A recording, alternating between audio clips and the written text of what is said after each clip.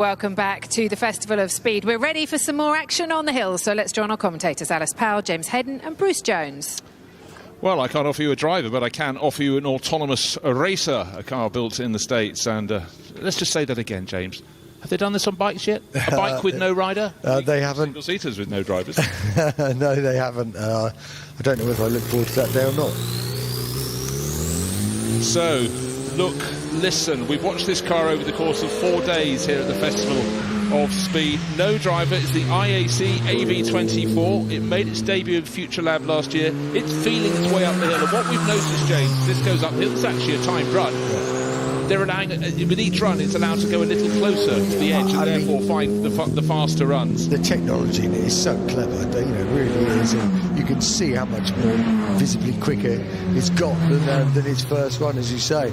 And using much more of the track, it really is a clever thing. Okay, this competes in the Autonomous Challenge in the States. It's the only fully autonomous series in the world. And, records are things to be aimed at, and Ben Edwards has just very kindly put a number in front of me. The target they're going for is 66.96 seconds. We're getting close to a minute, so the final few sweeps, is he going to do it? The final corner is just coming up here. It's a long left-hander.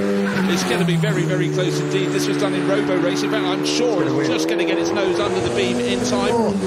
Hold on, wait for this to be rounded up at 66.38. Job done. A cup of tea for the driver who isn't on board. You look at that and I've still got to compute how that does what it did. But, the great thing is when technical brains set themselves a challenge, and motorsport is something in which you can achieve things. So there was a target time. They have done it. So full marks to them. A full series of those racing. Look it up online. It's called Autonomous Challenge. The Indy Autonomous Challenge, to give it its full name. If I could read better, it would be rather more handy. Take a look at those, and that obviously would imagine those, a whole field of those going around the banking with nobody on board who either would like it or just think, wow, that's amazing. But it's new and it's exciting. And it's damn clever, isn't it? Paul, we can hear the car in the background. Tell me a bit more about this project. So this is the Indy Autonomous Challenge. It is self-driving race cars. We've been operating since 2021.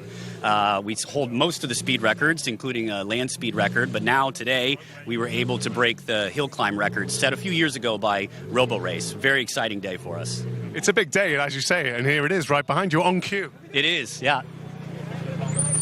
So we don't have a typical driver, so I'm CEO of the organization Indy Autonomous Challenge, representing this. But the car was programmed to run by top university students from a team that's representing Politecnico di MIlano and also Michigan State University. We're running on Bridgestone tires, and we're excited to set this record. It was a really tough challenge. Kudos goes to Robo Race for doing this a few years ago.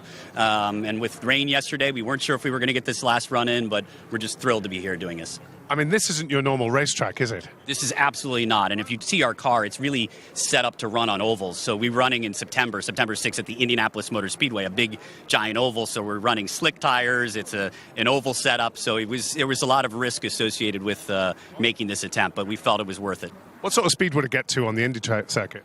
So we've had a top speed, land speed record of 192.2 miles per hour. On an oval track, we've been above 180 miles per hour. You mustn't get bored looking at people's faces when they see a car going around the track without a driver. Yeah, the first question they ask is it remote control? They think somebody's in the background actually pulling the handles and telling it what to do like a giant RC car. That is not the case. This is an AI driver that is totally in charge of the car operating. You can see here the PhD students that code this are going to be thrilled today. And in particular around, up the Goodwood Hill, you've got light to dark through the trees of Flint Wall. I mean, what were the particular challenges you came up against? Just a couple. First of all, GPS is in some cases non-existent, so it's very hard to localize the car and know where it is. We have to use LiDAR sensors to do that, which is a very challenging task. The other thing is connectivity is intermittent, so honestly, once that car left, we had absolutely really no serious connection with it. We get data intermittently, so it's a pretty scary task. You have to trust the software, and this team from Politecnico di MIlano and Michigan State University are really one of the best in the world at coding this kind of self-driving technology. So kudos goes to them. Thanks to our partners at Bridgestone for making this possible. Well, you made it, and you've got the record, so congratulations, and we've enjoyed watching it going up the hill. We'll try to come back and set another one. Absolutely. Thank you very much. Take care.